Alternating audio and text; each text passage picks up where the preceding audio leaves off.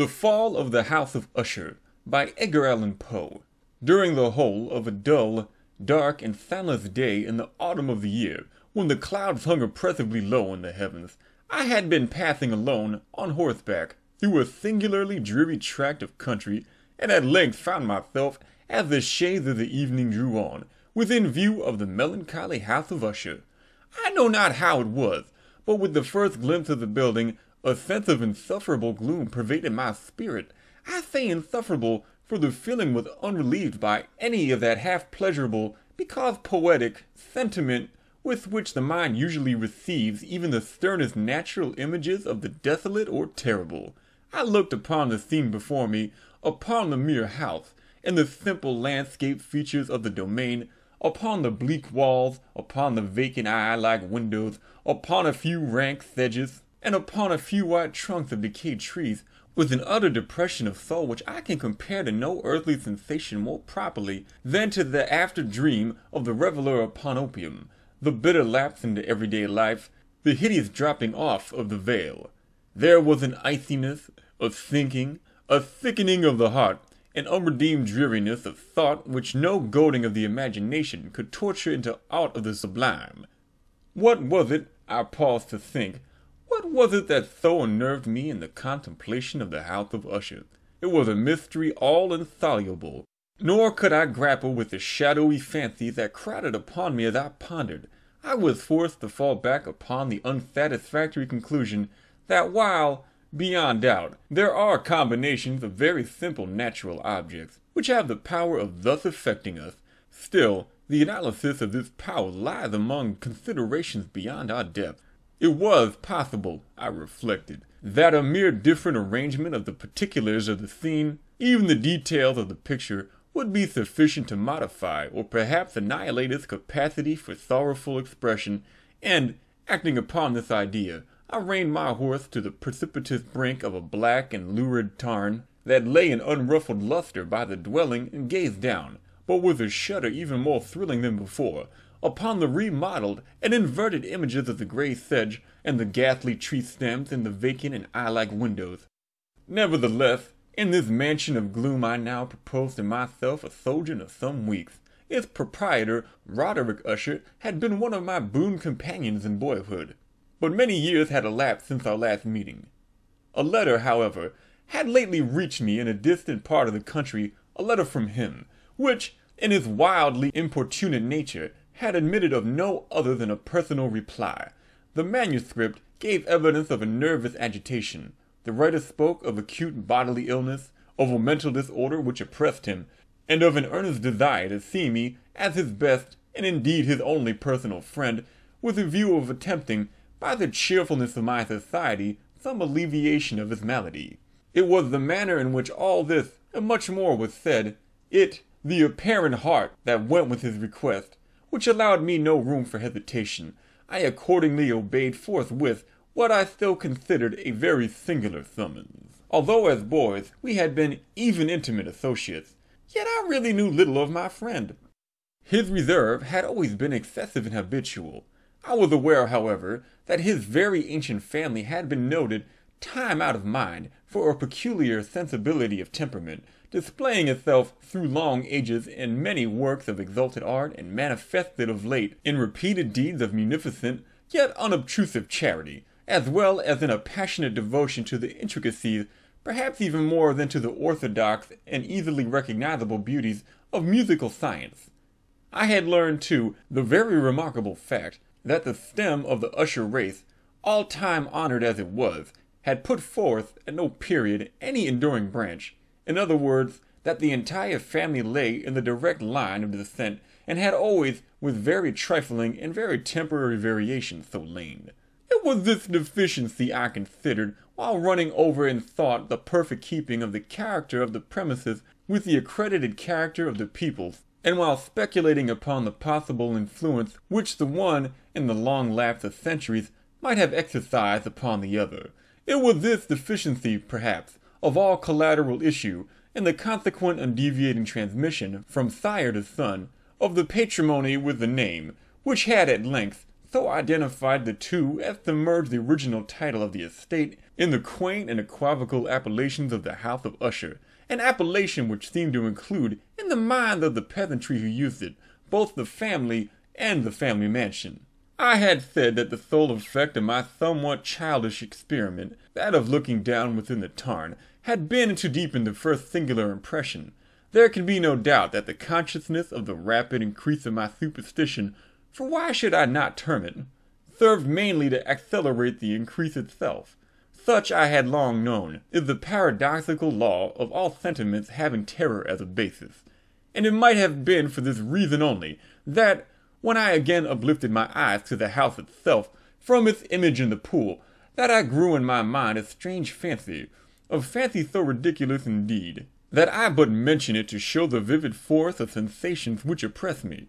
I had so worked upon my imagination as really to believe about the whole mansion and domain there hung an atmosphere peculiar to themselves and their immediate vicinity, an atmosphere which had no affinity with the air of heaven, but which had reeked up from the decayed trees, and the grey wall, and the silent tarn, a pestilent and mystical vapour, dull, sluggish, faintly discernible, and leaden-hued. Shaking off from my spirit what must have been a dream, I scanned more narrowly the real aspect of the building. Its principal feature seemed to be that of an excessive antiquity. The discoloration of ages had been great. Minute fungi overspread the whole exterior, hanging in a fine tangled web-work from the eaves. Yet all this was apart from the extraordinary dilapidation. No portion of the masonry had fallen, and there appeared to be a wild inconsistency between its still perfect adaptation of parts and the crumbling condition of the individual stones. In this, there was much that reminded me of the specious totality of old woodwork, which has rotted for long years in some neglected vault, with no disturbance from the breath of external air. Beyond this indication of extensive decay, however, the fabric gave little token of instability. Perhaps the eye of the scrutinizing observer might have discovered a barely perceptible fissure, which, extending from the roof of the building in front, made its way down the wall in a zigzag direction until it became lost in the sullen waters of the tarn. Noticing these things, I rode over a short causeway to the house. A servant in waiting took my horse, and I entered the Gothic archway of the hall. A valet of stealthy step thence conducted me, in silence, through many dark and intricate passages in my progress to the studio of his master. Much that I encountered on the way contributed, I know not how, to heighten the vague sentiments of which I have already spoken, while the objects around me, while the carvings of the ceiling, the sombre tapestries of the walls, the ebon blackness on the floors, and the phantasmagoric armorial trophies which rattled as I strode, were but matters to which, or to such as which, I had been accustomed from my infancy. While I hesitated not to acknowledge how familiar was all this, I still wondered to find how unfamiliar were the fancies which extraordinary images were stirring up. On one of the staircases I met the physician of the family. His countenance, I thought, wore a mingled expression of low cunning and perplexity. He accosted me with trepidation and passed on. The valet now threw open a door and ushered me into the presence of his master. The room in which I found myself was very large and lofty. The windows were long, narrowed and pointed, and at so vast a distance from the black oaken floor as to be altogether inaccessible from within. Feeble gleams of encrimsoned light made their way through the trellised panes, and served to render sufficiently distinct the more prominent objects around. The eye, however, struggled in vain to reach the remoter angles of the chamber, or the recesses of the vaulted and fretted ceiling. Dark draperies hung upon the walls. The general furniture was profuse, comfortless, antique, and tattered. Many books and musical instruments lay scattered about, but failed to give any vitality to the scene. I felt that I breathed an atmosphere of sorrow. An air of stern, deep, and irredeemable gloom hung over and pervaded all. Upon my entrance, Usher arose from a sofa on which he had been lying at full length, and greeted me with a vivacious warmth which had much in it. I at first thought of an overdone cordiality, of the constrained effort of the ennuyé man of the world. A glance, however, at his countenance convinced me of his perfect sincerity. We sat down, and for some moments, whilst he spoke not, I gazed upon him with a feeling half of pity, half of awe. Surely, man had never before so terribly altered in so brief a period as had Roderick Usher. It was with difficulty that I could bring myself to admit the identity of the wan being before me with the companion of my early boyhood.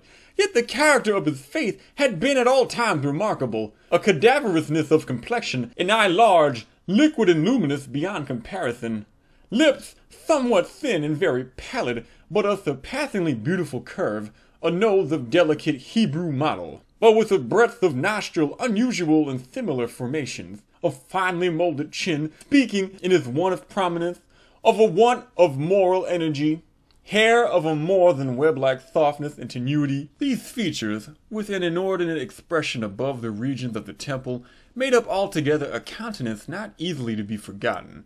And now, in the mere exaggeration of the prevailing character of those features, and of the expression they were wont to convey, lay so much of change that I doubted to whom I spoke. The now ghastly pallor of the skin, and the now miraculous luster of the eye, above all things startled and even awed me. The silken hair, too, had been suffered to grow all unheeded, and as, in its wild gossamer texture, it floated rather than fell about his face, I could not, even with effort, connect its arabesque expression with any idea of simple humanity. In the manner of my friend I was once struck with an incoherence, an inconsistency, and I soon found this to arise from a series of feeble and futile struggles to overcome an habitual trepidancy, an excessive nervous agitation. For something of this nature I had indeed been prepared, no less by his letter than by reminiscences of certain boyish traits, and by conclusions deduced from his peculiar physical conformation and temperament. His action was alternately vivacious and sullen. His voice varied rapidly from a tremulous indecision when the animal spirit seemed utterly in abeyance, to that species of energetic concision, that abrupt, weighty, unhurried and hollow-sounding enunciation, that leaden, self-balanced and perfectly modulated guttural utterance, which may be observed in the lost drunkard or the irreclaimable eater of opium, during the periods of his most intense excitement. It was thus that he spoke of the object of my visit, and of his earnest desire to see me, and of the solace he expected me to afford him. He entered at some length into what he conceived to be the nature of his malady. It was, he said, a constitutional and a family evil, and one for which he despaired to find a remedy. A mere nervous affection, he immediately added, which would undoubtedly pass soon. It displayed itself in a host of unnatural sensation. Some of these, as he detailed them, interested and bewildered me, although perhaps the terms and the general manner of the narration had their weight. He suffered much from a morbid acuteness of the senses. The most insipid food was alone endurable. He could wear only garments of certain texture. The odor of all flowers were oppressive. His eyes were tortured by even a faint light, and there were but peculiar sounds, and these from stringed instruments would not inspire him with horror. To an anomalous species of terror I found him a burdened slave. I shall perish, said he, I must perish in this deplorable folly. Thus, and not otherwise, shall I be lost. I dread the events of the future, not in themselves, but in their results. I shudder at the thought of any, even the most trivial incident, which may operate upon this intolerable agitation of soul. I have indeed no abhorrence of danger, except in its absolute effect, in terror. In this unnerved, in this pitiable condition, I feel that the period will sooner or later arrive, when I must abandon life and reason altogether, in some struggle with the grim phantasm, fear. I learned, moreover, at intervals and through broken equivocal hints, another singular feature of his mental breakdown. He was enchained by certain superstitious impressions in regard to the dwelling which he tenanted, and whence, for many years, he had never ventured forth, in regard to an influence whose supposititious force was conveyed in terms too shadowy here to be restated, an influence which some peculiarities in the mere form and substance of his family mansion had, by dint of long suffering, he said, obtained over his spirit, an effect which the physique of the grey walls and turrets, and the dim tarn into which they all looked down, had at length brought upon the morale of his existence. He admitted, however, although with hesitation, that much of the peculiar gloom which had thus afflicted him could be traced to a more natural and far more palpable origin, to the severe and long-continued illness, indeed, to that evidently approaching dissolution of a tenderly beloved sister, his sole companion for long years, his last and only relative on earth. Her decease, he said, with a bitterness which I can never forget, would leave him the hopeless and the frail, the last of the ancient race of the Ushers. While he spoke, the Lady Madeline, for so she was called, passed slowly through a remote portion of the apartment, and without having noticed my presence, disappeared. I regarded her with an utter astonishment, not unmingled with dread, and yet I found it impossible to account for such feelings. A sensation of stupor oppressed me. As my eyes followed her retreating steps, when a door at length closed upon her, my glance sought instinctively and eagerly the countenance of the brother. But he had buried his face in his hands, and I could only perceive that a far more than ordinary wanness had overspread the emaciated fingers through which trickled many passionate tears. The disease of the Lady Madeline had long baffled the skill of her physicians. A settled apathy, a gradual wasting away of the person, and frequent, although transient affections of a partially cataleptical character were the unusual diagnosis. Hitherto, she had steadily borne up against the pressure of her malady, and had not betaken herself finally to bed, but, on the closing in of the evening of my arrival at the house, she succumbed, as her brother told me at night with inexpressible agitation, to the prostrating power of the destroyer, and I learned that the glimpse I had obtained of her person would thus probably be the last I should obtain, that the lady, at least while living, would be seen by me no more. For several days ensuing, her name was unmentioned by either Usher or myself, and during this period I was so busied in earnest endeavors to alleviate the melancholy of my friend, we painted and read together, or I listened, as if in a dream, to the wild improvisations of his speaking guitar, and thus, as a closer and still closer intimacy admitted me more unreservedly into the recesses of his spirit, the more bitterly did I perceive the futility of all attempt at cheering up mind, from which darkness, as if an inherent positive quality, poured forth upon all objects of the moral and physical universe in one unceasing radiation of gloom. I shall ever bear about me a memory of the many solemn hours I thus spent alone with the master of the house of Usher. Yet I should fail at any attempt to convey an idea of the exact character of the studies or of the occupations in which he involved me or led me the way. An excited and highly distempered ideality threw a sulphurous luster over all. His long improvised dirges will ring forever in my ears. Among other things, I hold painfully in mind a certain singular perversion and amplification of the wild air of the last waltz of Von Weber, from the paintings over which his elaborate fancy brooded, and which grew, touch by touch, into vagueness at which I shuddered the more thrillingly because I shuddered knowing not why. From these paintings, vivid as their images now are before me, I would in vain endeavor to induce more than a small portion which should lie within the compass of merely written words. By the utter simplicity, by the nakedness of his designs, he arrested and overawed attention. If ever mortal painted an idea, that mortal was Roderick Usher. For me, at least, in the circumstances then surrounding me, there arose out of the pure abstractions which the hypochondriac contrived to throw upon his canvas an intensity of intolerable awe, no shadow of which felt I ever, yet in the contemplation of the certainly glowing, yet too concrete reveries of Fuseli. One of the phantasmagoric conceptions of my friend, partaking not so rigidly of the spirit of abstraction, may be shadowed forth, although feebly in words. A small picture presented the interior of an immensely long and rectangular vault or tunnel, with low walls, smooth, white, and without interruption or device. Certain accessory points of the design served well to convey the idea that this excavation lay at an exceeding depth below the surface of the earth. No outlet was observed in any portion of its vast extent, and no torch or other artificial source of light was discernible. Yet a flood of intense rays rolled throughout, and bathed the whole in a ghastly and inappropriate splendor. I have just spoken of that morbid condition of the auditory nerve which rendered all music intolerable to the sufferer, with the exception of certain effects of stringed instruments. It was, perhaps, the narrow limits to which he thus confined himself upon the guitar which gave birth, in great measure, to the fantastic character of his performances. But the fervid facility of his impromptus could not be so accounted for. They must have been, and were, in the notes as well as in the words of his wild fantasies, for he not infrequently accompanied himself with rhymed verbal improvisations, the result of that intense mental collectedness and concentration to which I have previously alluded as observable only in peculiar moments of the highest artificial excitement. The words of one of these rhapsodies I have easily remembered. I was, perhaps, the more forcibly impressed with it, as he gave it, because, in the under or mystic current of its meanings, I fancy that I perceived, and for the first time, a full consciousness on the part of Usher, of the tottering of his lofty reason upon her throne. The verses, which were entitled The Haunted Palace, ran very nearly, if not accurately, thus.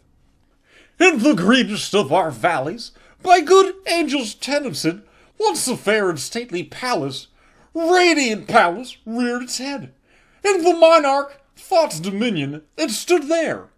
Never a seraph spread opinion over fabric half so fair. Banners, yellow, glorious golden, on its roof did float and flow. All this, within the olden time long ago. In the ever-gentle air that dallied, in that sweet day, along the ramparts plumed and pallid, a winged odor went way. Wanderers in that happy valley, through two luminous windows saw spirits moving musically to a lute's well-tuned law. Round about a throne were sitting Pyraphangene, in his state his glory well befitting, the ruler of the realm was seen. And all with pearl and ruby glowing was the fair palace door, through which came flowing, and sparkling evermore a troop of echoes, whose sweet duty was but to sing, in voices of surpassing beauty, the wit and wisdom of their king. But evil things in robes of sorrow assailed the monarch's high estate. Ah, let us mourn, for never morrow shall dawn upon him desolate. And round about his home the glory that blushed and bloomed is but a dim remembered story of the old time entombed. And travelers now within that valley through red-lidded windows see vast forms that move fantastically to a discordant melody, while like a rapid ghastly river through the pale door a hideous throng rush out forever and laugh but smile no more. I well remember that suggestions arising from this ballad led us into a train of thought, wherein there became manifest an opinion of Usher's, which I mention not so much on account of its novelty, for other men have thought thus, as on account of the pernicity with which he maintained it. This opinion, in its general form, was that of the sentience of all vegetable things, but in his discordant fancy the idea had assumed a more daring character, and trespassed under certain conditions upon the kingdom of inorganization. I lack words to express the full extent or the earnest abandon of his persuasion. The belief, however, was connected, as I have previously hinted, with the grey stones of the home of his forefathers. The conditions of the sentience had been there, he imagined, fulfilled in the method of collocation of these stones, in the order of their arrangement, as well as the many fungi which overspread them, and of the decayed trees which stood around, above all, in the long undisturbed endurance of this arrangement, and in its reduplication in the still waters of the tarn. The evidence of the sentience was not to be seen, he said, and I here started as he spoke, in the gradual, yet certain condensation of an atmosphere of their own about the waters and the walls. The result was discoverable, he added, in that silent, yet importunate and terrible influence which for centuries had molded the destinies of his family, and which made him what I now saw him, what he was. Such opinions need no comment, and I will make none. Our books, the books which, for years, had formed no small portion of the mental existence of the invalid, were, as might be supposed, in strict keeping with this character of phantasm. We pored together over such works as the Vervet et Chartreuse of Grisset, the Belfegor of Machiavelli, the Heaven and Hell of Swinburne, the Subterranean Voyage of Nicholas Klim by Halberg, the Chiromancy of Robert Flood, of Jean d'Igny, and of De la Chambre, the Journey into the Blue Distance of Tyche, and the City of the Son of Campanella. One favorite volume was a small octavo edition of the Directum Inquisitorium by the Dominican Aymeric de Guion, and there were passages in Pomponius Mela about the old African satyrs and of Egyptians, over which Usher would sit dreaming for hours. His chief delight, however, was found in the perusal of an exceedingly rare and curious book into Quattro Gothic, the manual of a forgotten church, the Vigilae Mortuorium Secundiorum Ecclesiae Magnantanae. I could not help thinking of the wild ritual of this work and its probable influence upon the hypochondriac, when one evening, having informed me abruptly that the Lady Madeline was no more, he stated his intention of preserving her corpse for a fortnight, previously to its final interment, in one of the numerous vaults within the main walls of the building. The worldly reason, however, assigned for this singular proceeding was one which I did not feel at liberty to dispute. The brother had been led to this resolution, so he told me, by a consideration of the unusual character of the malady of the deceased, of certain obtrusive and eager inquiries on the part of her medical men, and of the remote and exposed situations of the burial ground of the family. I will not deny that when I called to mind the sinister countenance of the person whom I met upon the staircase on the day of my arrival at the house, I had no desire to oppose what I regarded as at best but a harmless and by no means unnatural precaution. At the request of Usher, I personally aided him in the arrangements for the temporary entombment. The body having been encoffined, we two alone bore it to rest. The vault in which we placed it, and which had been so long unopened that our torches, half smothered in its oppressive atmosphere, gave us little opportunity for investigation, was small, damp, and entirely without means of admission for light, lying at great depth immediately beneath that portion of the building in which was my own sleeping apartment. It had been used apparently, in remote feudal times, for the worst purposes of a dungeon keep, and in later days, as a place of deposit for powder, or some other highly combustible substance. As a portion of its floor, and the whole interior of a long archway through which we reached it, were carefully sheathed with copper. The door, of massive iron, had been also similarly protected. Its immense weight caused an unusually sharp grating sound as it moved upon its hinges. Having deposited our mournful burden upon the trestles within this region of horror, we partially turned aside the yet unscrewed lid of the coffin and looked upon the face of the tenant. A striking similitude between the brother and sister now first arrested my attention, and Usher, divining perhaps my thoughts, murmured out some few words from which I learned that the deceased and himself had been twins, and that sympathies of a scarcely intelligible nature had always existed between them. Our glances, however, rested not long upon the dead, for we could not regard her unawed. The disease which had thus entombed the lady in the maturity of youth had left, as usual in all maladies of a strictly cataleptical character, the mockery of a faint blush upon the bosom in the face, and that suspiciously lingering smile upon the lip which is so terrible in death. We replaced and screwed down the lid, and having secured the door of iron, made our way with toil into the scarcely less gloomy apartments of the upper portion of the house. And now some days of bitter grieving have elapsed. An observable change came over the features of the mental disorder of my friend. His ordinary manner had vanished. His ordinary occupations were neglected or forgotten. He roamed from chamber to chamber with hurried, unequal, and objectless step. The pallor of his countenance had assumed, if possible, a more ghastly hue, but the luminousness of his eye had utterly gone out. The occasional huskiness of his tone was heard no more, and a tremulous quaver, as if of extreme terror, habitually characterized his utterance. There were times, indeed, when I thought his unceasingly agitated mind was laboring with some oppressive secret, to divulge which he struggled for the necessary courage.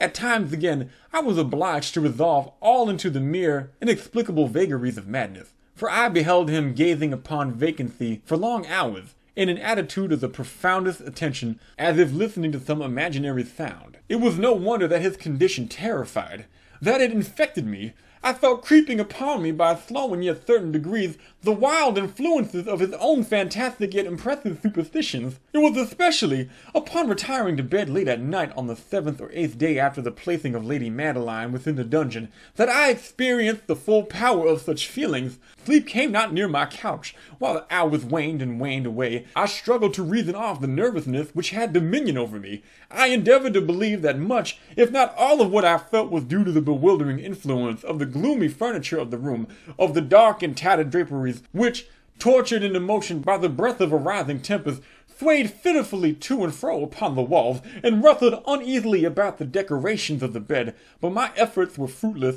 An irrepressible tremor gradually pervaded my frame, and at length there sat upon my very heart an incubus of utterly causeless alarm. Shaking this off with a gasp and a struggle, I uplifted myself upon the pillows, and peering earnestly within the intense darkness of the chambers, hearkened, I know not why, except that an instinctive spirit prompted me, to certain low and indefinite sound which came through the pauses of the storm, at long intervals, I know not whence, overpowered by an intense sentiment of horror, unaccountable, yet unendurable, I threw on my clothes with haste, for I felt that I should sleep no more during that night, and endeavored to arouse myself from the pitiable conditions into which I had fallen by pacing rapidly to and fro through the apartment. I had taken but few turns in this manner, when a light step on an adjoining staircase arrested my attention. I presently recognized it as that of Usher. In an instant afterwards he rapped with a gentle touch at my door, and entered, bearing a lamp. His countenance was, as usual, cadaverously wan, but moreover there was a species of mad hilarity in his eyes, and evidently restrained hysteria in his whole demeanor. His air appalled me, but anything was preferable to the solitude which I had so long endured, and I even welcomed his presence as a relief. "And have you not seen it?" he said abruptly, after having stared about him for some moments in silence. "Have you not seen it? But stay, you shall." Thus speaking, and having carefully shaded his lamp, he hurried me towards one of the casements, and threw it freely open to the storm. The impetuous fury of the entering gust nearly lifted us from our feet. It was, indeed, a tempestuously yet sternly beautiful night, and one wildly singular in its terror and its beauty. A whirlwind had apparently collected its force in our vicinity, for there were frequent and violent alterations in the direction of the wind, and the exceeding density of the clouds, which hung so low as to press upon the turrets of the house, did not prevent our perceiving the lifelike velocity with which they flew, careering from all points against each other, without passing away into the distance. I say that even their exceeding density did not prevent our perceiving this, yet we had no glimpse of the moon or stars, nor was there any flashing force of the lightning, but the under surfaces of the huge masses of agitated vapor, as well as all the terrestrial objects immediately around us, were glowing in the unnatural light of a faintly luminous and distinctly visible gaseous exhalation which hung about and enshrouded the mansion. You shall not behold this," said I shudderingly to Usher, as I led him, with a gentle violence, from the window to his seat. "These appearances which bewilder you are merely electrical phenomena, not uncommon, or it may be that they have their ghastly origin in the rank miasma of the tarn. Let us close this casement. The air is chilling and dangerous for your frame. Here is one of your favorite romances. I will read, and you shall listen, and so we will pass this terrible night together."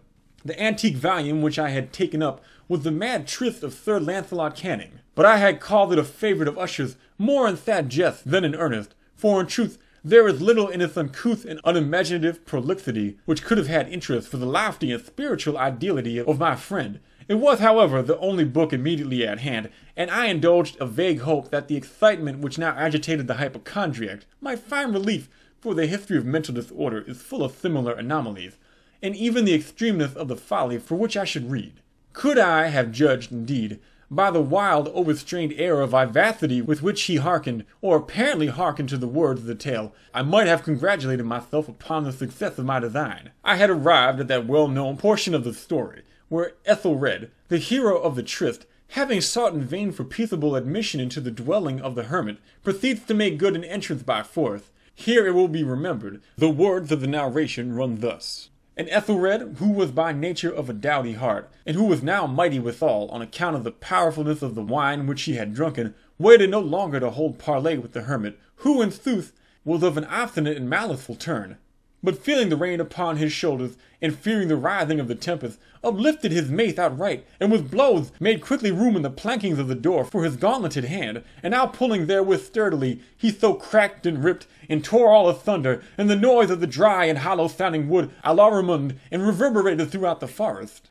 At the termination of this sentence I started, and for a moment paused, for it appeared to me, although I had once concluded that my excited fancy had deceived me, it appeared to me that from some very remote portion of the mansion there came indistinctly to my ears what might have been, in its exact similarity of character, the echo, but a stifled and dumb one certainly, of the very cracking and ripping sound which Sir Lancelot so particularly described. It was, beyond doubt, the coincidence alone which had arrested my attention, For amid the rattling of the sashes of the casement, and the ordinary commingling noises of the still increasing storm, the sound in itself had nothing, surely, which should have interested or disturbed me. I continued my story. But the good champion Ethelred, now entering within the door, was sore enraged and amazed to perceive no single of the maleficent hermit, but in the stead thereof a dragon of scaly and prodigious demeanour, and of a fiery tongue, which Satan guard before a palace of gold, with a floor of silver, and upon the wall there hung a shield of shining brass, with this legend enwritten, Who entereth herein, a conqueror has been, who slayeth the dragon, the shield shall win. And Ethelred uplifted his mace, and struck upon the head of the dragon, which fell before him, and gave up his pesty breath, with a shriek so horrid and harsh, and withal so piercing, that Ethelred had fain to close his ears with his hands against the dreadful noise, and of it, the like whereof, hath never before heard. Here again I paused abruptly, and now with a feeling of wild amazement, for there could be no doubt whatever, that in this instance I did actually hear, although from what direction it proceeded I found impossible to say, a low and apparently distant, but harsh, protracted, and most unusual screaming or grating sound, the exact counterpart of what my fancy had already conjured up for the dragon's unnatural shriek as described by the romancer. Oppressed as I certainly was upon the occurrence of the second and most extraordinary coincidence, by 1,000 conflicting sensations in which wonder and extreme terror were predominant, I still retained sufficient presence of mind to avoid exciting by any observation the sensitive nature of my companion, and was by no means certain that he had noticed the sound in question, although assuredly a strange alteration had, during the last few minutes, taken place in his demeanour. From a position fronting my own, he had gradually brought round his chair, so as to sit with his face to the door of the chamber, and thus I could but partially perceive his features, although I saw that his lips trembled, as if he were murmuring inaudibly. His head had dropped upon his breast, yet I knew that he was not asleep, from the wild and rigid opening of the eye, as I caught a glance of it in profile. The motion of his body, too, was at variance with this idea, for he rocked from side to side with a gentle, yet constant and uniform sway. Having rapidly taken notice of all this, I resumed the narrative of Sir Launcelot, which thus proceeded. And now the champion, having escaped from the terrible fury of the dragon, bethinking himself of the brazen shield, and of the breaking up of the enchantment which was upon it, removed the carcass from out of the way before him, and approached valorously upon the silver pavement of the castle, to where the shield upon the wall, which in sooth tarried not for his full coming, but fell down at his feet upon the silver floor, with a mighty great and terrible ringing sound. No sooner had these syllables passed my lips, then, as if a shield of brass had indeed at that moment fallen heavily upon a floor of silver, I became aware of a distinct, hollow, metallic, and clangorous, yet apparently muffled reverberation. Completely unnerved, I leapt to my feet, but the measured rocking movement of Usher was undisturbed. I rushed to the chair in which he sat. His eyes were bent fixedly before him, and throughout his countenance there reigned a stony rigidity.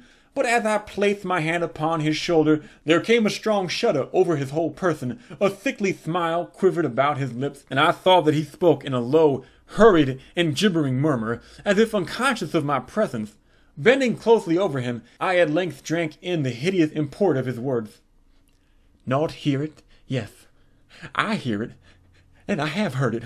Long, long, long, many minutes, many hours, many days have I heard it, yet I dared not, oh pity me, miserable wretch that I am, I dared not speak. We have put her living in the tomb. Said I not that my senses were acute? I now tell you that I heard her first feeble movements in the hollow coffin. I heard them many, many days ago, yet I dared not speak. And now tonight, Ethelred, the breaking of the hermit's door, and the death cry of the dragon, and the clangor of the shield, say rather, the rending of her coffin, and the grating of the iron hinges of her prison, and her struggles within the coppered archway of the vault. Oh, whither shall I fly? Will she not be here anon? Is she not hurrying to upbraid me for my haste? Have I not heard her footsteps on the stairs? Do I not distinguish that heavy and horrible beating of her heart? Madman! Here he sprang furiously to his feet, and shrieked out his syllables, as if in an effort he were giving up his soul. Madman, I tell you that she now stands without the door. As if in a superhuman energy of his utterance, there had been found the potency of a spell. The huge antique panels to which the speaker pointed threw slowly back. Upon the instant, their ponderous and ebony jaws. It was the work of the rushing gust. But then, without those doors, there did stand the lofty and enshrouded figure of the Lady Madeline of Usher. There was blood upon her white robes, and the evidence of some bitter struggles upon every portion of her emaciated frame. For a moment, she remained trembling and reeling to and fro upon the threshold, then, with a low moaning cry, fell heavily inward upon the person of her brother, and in her violent and now final death agonies, bore him to the floor a corpse, and a victim of the terrors he had anticipated. From the chamber and from that mansion I fled aghast. The storm was still abroad in all its wrath, and I found myself crossing the old causeway. Suddenly there shot along the path a wild light, and I turned to see whence a gleam so unusual could have issued. From the vast house and its shadows were alone behind me. The radiance was that of the full, setting, and blood-red moon which now shone vividly through that once barely discernible fissure of which I have spoken before, as extending from the roof of the building in a zigzag direction towards the base. While I gazed, this fissure rapidly widened. There came a fierce breath of the whirlwind. The entire orb of the satellite burst at once upon my sight. My brain reeled as I saw the mighty walls rushing asunder. There was a long tumultuous shouting, like the voice of 1,000 waters, and the deep and dank tarn at my feet closed sullenly and silently over the fragments of the house of Usher.